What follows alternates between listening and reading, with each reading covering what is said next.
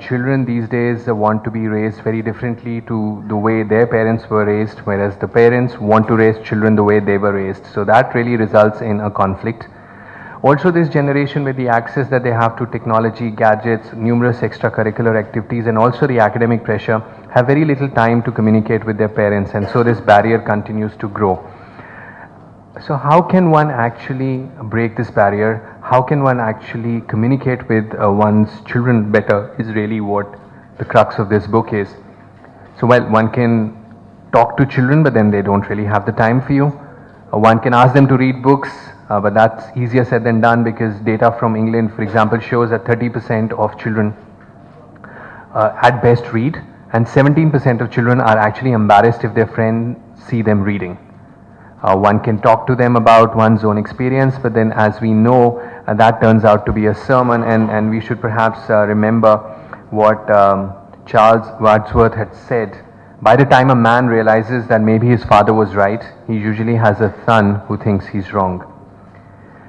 So what I've tried to describe in this book, based on my experience as a parent and as a pediatrician for 20 years, is how one can actually try and build a relationship, build a bond.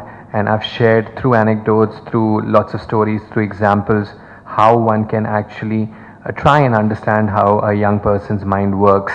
And I've given examples, for example, with our son, when he wanted to buy an iPhone, I thought it would be a great opportunity really to talk about the highs and lows of Steve Jobs' life and determination.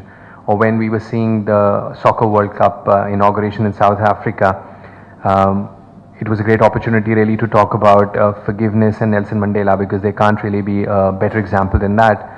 And so this is what this book is about. It's about 18 values, it's about 50 do's and don'ts, and I've tried to share a little bit of personal experience, but not too much, because I was reminded of what Mark Twain had said. When I was a boy of 14, my father was so ignorant, I could hardly stand to have the old man around.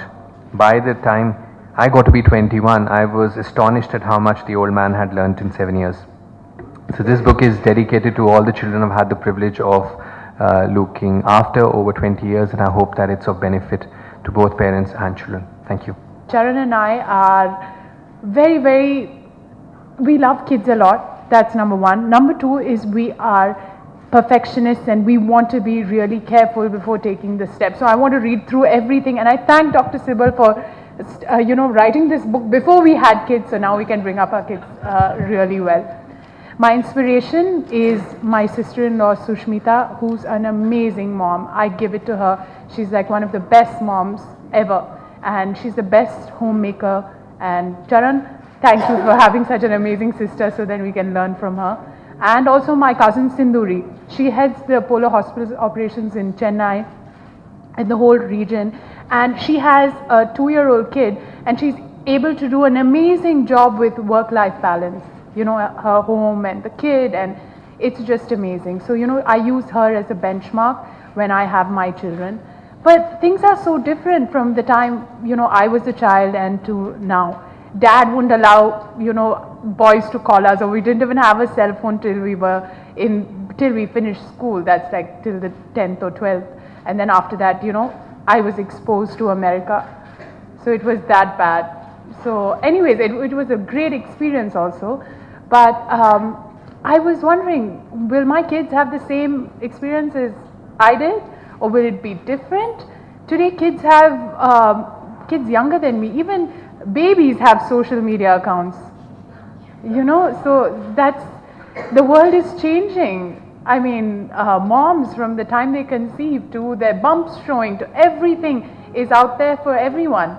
So these kids are born stars before they even come onto this planet.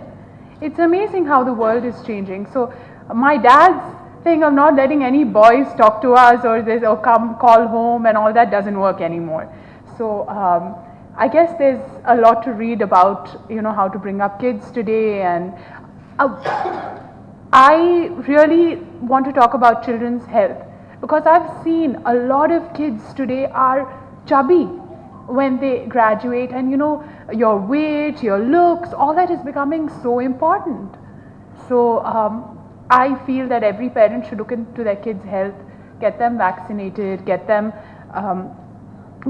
right, get them in the body shape that's good for them, because this world is not so nice anymore, where we can accept everyone. Counsel them correctly, tell them what it is, and be truthful with your kids. Previously it used to be like spare the rod, spoil the child. That's it. Yeah. So now, if anyone hits their kid, the kid will turn around and say, "I'll call the cops on you." It's that bad. But anyways, obviously none of us want to hit our kids or do anything like that.